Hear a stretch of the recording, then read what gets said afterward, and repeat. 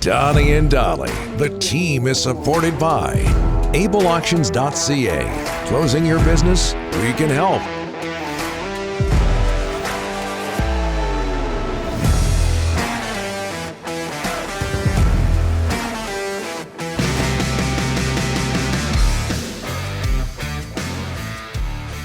Can you turn that up a little louder, Ryan?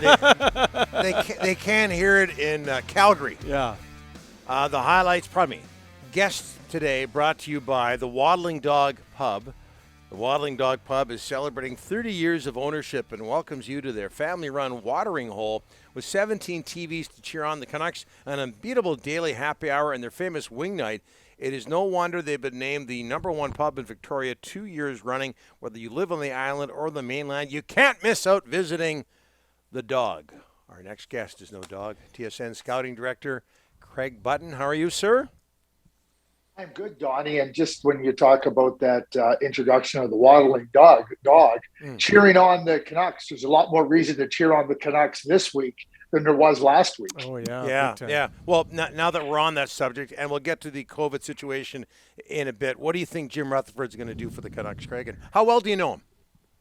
I know Jim really well. I mean, Jim reminded me one time that the first time he got traded was my father traded him from Pittsburgh to Detroit. And he goes, as a player, you're angry. And he goes, but then as he moved into management, he realized how difficult it is. And, you're always trying to improve your team, but there is a personal aspect to it. And, when somebody can relate back to their own personal experiences and then use it, when they're dealing in their work and in future endeavors, and certainly Jim's made a lot of trades, that's only helpful.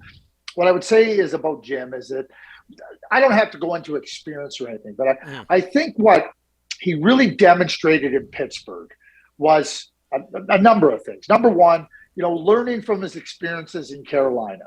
He won a Stanley Cup there in 2006 coming out of the lockout. And then the team, had stretches of success and stretches where they weren't very good. Then when he came to Pittsburgh, they started late lineup: Crosby, Malcolm, Letang, Fleury. I mean, they had a really good lineup. And, Jim, and he talked about it in his press conference on Monday, he doesn't want to come in and just quickly make changes and put his stamp, so to speak, on the team. He wants to evaluate it. That's what he did in Pittsburgh. I mean, he hired Mike Johnston before he hired Mike Sullivan. But then he demonstrated clearly, I have an understanding of this team. I have an understanding of what needs to be done with this team. And when you talk about high-end talent, that's what the Pittsburgh Penguins had. When you talk about, a constricted salary cap, that's what the Pittsburgh Penguins had. But what Jim Rutherford clearly demonstrated was an ability to surround that talent with a constricted cap, and to put the team in a position where they not only won 2 Stanley Cups, but were a real top-end contender during his time there. So I think that coming to Vancouver with that background, with that experience, is totally, let me emphasize the total part, beneficial to the Vancouver Canucks moving forward. And he's not rash. He's not going to be somebody that's just going to snap his fingers and expect quick solutions. Mm-hmm. He'll evaluate, but he's been very astute in being able to identify what a team needs and working with a lineup that has stars. And certainly he touched on it with the Vancouver Canucks. They have a lot of real top-end players. And sticking with the Canucks, Craig, this is the first time we've talked to you since the Canucks, of course, went 4-0 under Bruce Boudreau. What are you seeing in terms of things being different in Vancouver? Well, I mean, I think there's 2 things that stand out to me. Number one is that they're trying to play real quick out of their own zone. They're not trying to play into a defensive posture. They're saying, Bruce has said, listen, get to that puck quick as defensemen and move that puck quick. And that's going to afford the strength of the team, this is number 2, to be able to shine. I mean, we've all known that Pettersson and Horvat and Besser and JT Miller and Connor Garland, we know that they're gifted offensive players. But they were asked to protect a weak blue line. And that's not how you have success, and ultimately led to the downfall of Travis Green. Like I said, I understood what Travis was trying to do. You should never, ever try to protect your weaknesses at the expense of your strengths. Bruce Boudreau has turned that right around 180 degrees. And he's made a clear emphasis to the defensemen, Don't be lingering with the puck. Don't be lingering getting to the puck. Don't get into a defensive posture. Get to that darn puck and move it quickly so our forwards can shine. And we've known for a long time that Thatcher Demko is an elite goaltender. And take some of the burden off of him, and he'll be able to maintain that elite level for longer stretches of time and through games, not just in those moments. And then, because he's tired and fatigued, wears down a little bit. So that's clearly what I've seen with Bruce. Craig, the World Juniors around the corner. This is when you excel. So fun to watch you in December. Can you give us a read on Vancouver Giants forward Justin Sourdif? How do you see him fitting on this Canadian team? What role, identity, all that stuff? Well, I am disappointed, Rick, that you said this is when I excel. I think I excel every day. Yes. I don't think it's just in December. All year long. All year long. The best in the business. There I am, Mr. Craig defensive posture. Right there. I said no defensive posture. So Bruce would be all over me. Yes. What are you doing being a defensive posture guy? Exactly. Anyway, all kidding aside, Justin's a really good player. And I think that, with Justin, he needed that time to physically mature. He's smart. He can make plays. He can score goals. He's got what I would call a real type of well-roundedness to his game. He can play along the boards. He can play in traffic areas. But he understands the offensive side of the game really, really well. And not just for himself, but whoever he's playing with. And I think now you're looking at a 19-year-old player that is just blossoming. And what happens when you physically mature and you learn from your experiences, and that helps in the maturation process as well. You gain that confidence, and then that confidence just shines. I saw him on Sunday. I knew he was on the team, and he knew he was on the team.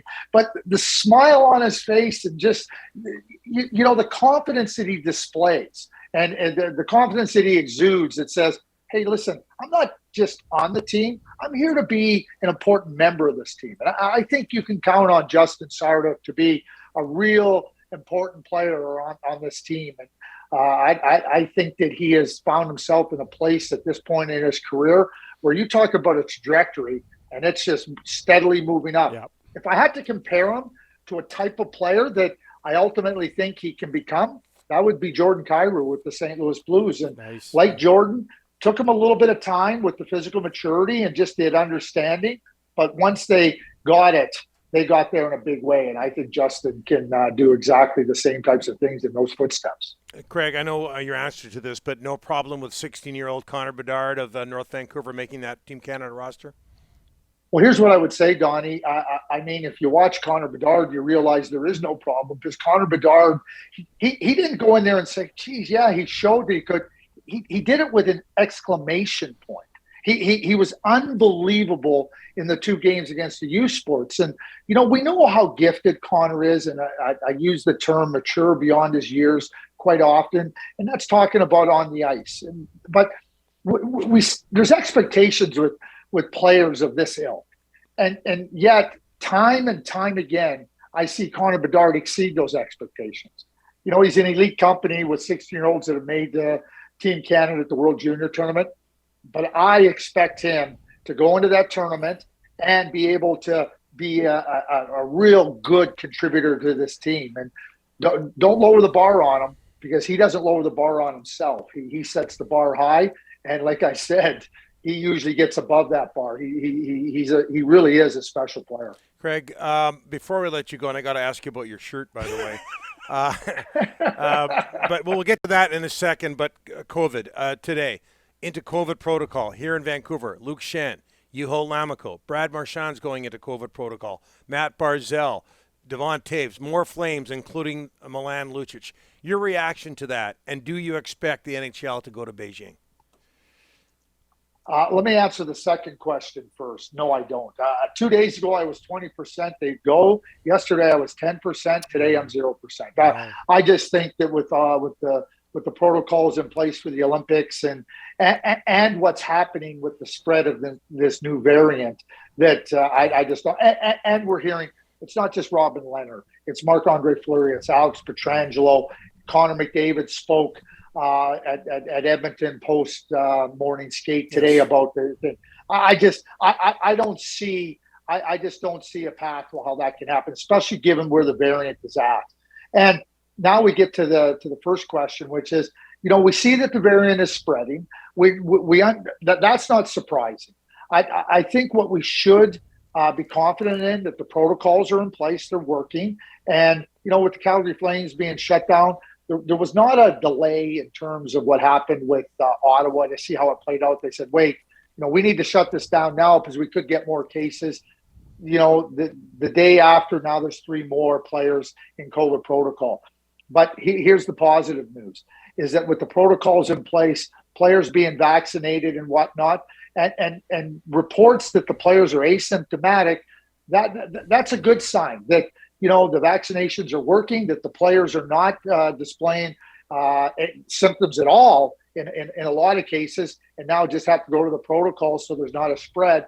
Those are the things we're going to have to deal with here in the short term as we try to understand the impact of this new variant. But there are encouraging signs, and we know a lot more today than we did even last year, even than we did last spring. And because of the fact that we have so many people vaccinated in the NHL, everybody vaccinated, it's a good sign that there are not any severe outcomes with respect to COVID. I don't know if you can see what's going on here, Craig, but a lot of people wondering where you and Rick went for the 2-for-1 shirt deal. It looks like you have the same shirt on. Here's what I would say. Like if Rick and I give away our secrets, everybody wants to be stylish like Rick and me. Yeah. Right. Yeah. So Rick and I, it's not what you wear, Donnie. It's how you wear it. Thank you. Rick? Yeah, that's it, buddy. You got it. We look good, Craig. We look good. Yeah. You know what I say, Rick? You're not in the same boat as me. But what I would say to Donnie, I would say it's working. And Donnie would say, what's working? Yeah, I said that you're noticing my shirt and not my face. For me is to keep the focus off the face. Well, looking good in December and every month of the year, no matter what Rick says. Yes. Thanks, Craig. Thanks. Have a great day. Appreciate it.